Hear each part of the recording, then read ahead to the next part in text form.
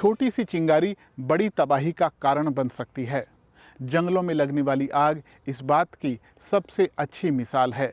दुनिया के अलग अलग हिस्सों में इस बार रिकॉर्ड गर्मी और सूखा पड़ा, जिसकी वजह से जंगलों में आग लगने की घटनाएं बार बार हमारे सामने आ रही हैं।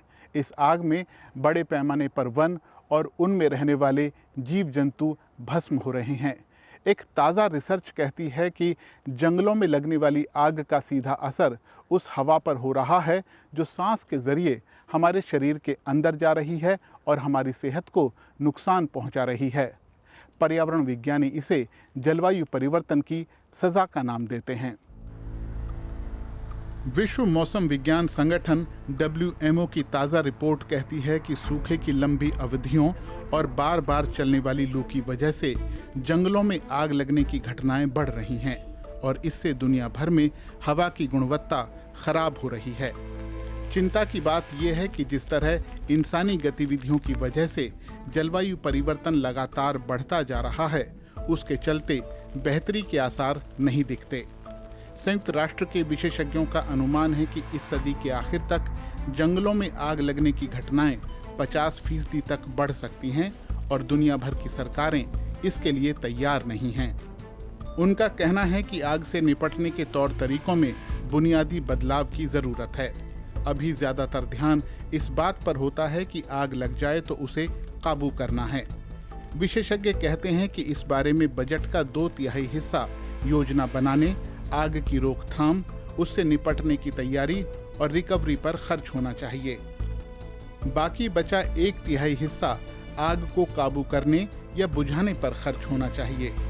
उनके मुताबिक अभी ऐसे हालात से निपटने की योजना बनाने पर 1% से भी कम खर्च हो रहा है। कुल मिलाकर जंगल की आग बड़ी तबाही के साथ साथ हमारे संसाधनों पर भी भारी पड़ रही है। लेकिन इससे भी अहम सवाल ये है कि क्या हम जंगलों में जल्दी जल्दी आग लगने की मूल वजह से निपट सकते हैं, यानी जलवायु परिवर्तन से? इस सवाल का उत्तर जटिल हो सकता है, लेकिन पृथ्वी को, इसके पर्यावरण को बचाने का यही सबसे सहज तरीका है।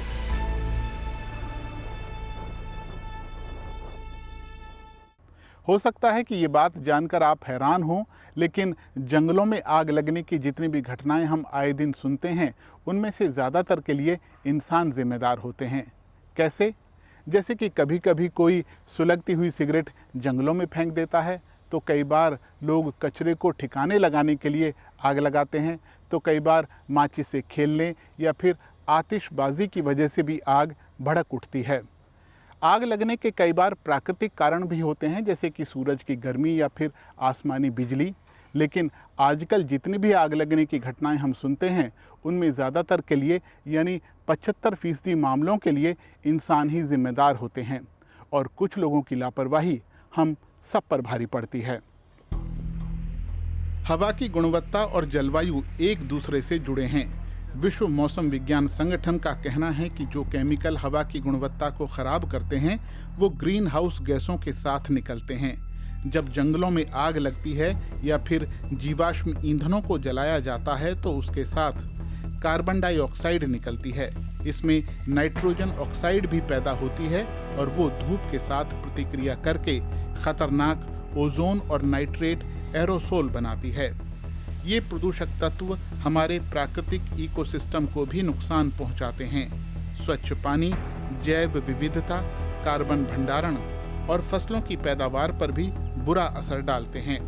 जिस इलाके पर जलवायु परिवर्तन के दुष्परिणामों का सबसे ज़्यादा असर होने का अनुमान है, वो है एशिया, जहां दुनिया की 1/4 आबादी रहती है। जीवाश्म ईंधनों और बड़े पैमाने पर मशीनों के इस्तेमाल से पहले के स्तर की तुलना में अगर इस सदी के आखिर तक पृथ्वी का तापमान 3 डिग्री सेल्सियस बढ़ गया, तो बहुत ज़्यादा प्रदूषित इलाकों में धरातल पर ओजोन का स्तर बढ़ सकता है। अभी हम जिस रफ्तार से उत्सर्जन कर रहे हैं, उसमें 3 डिग्री सेल्सियस की वृद्धि मुमकिन है।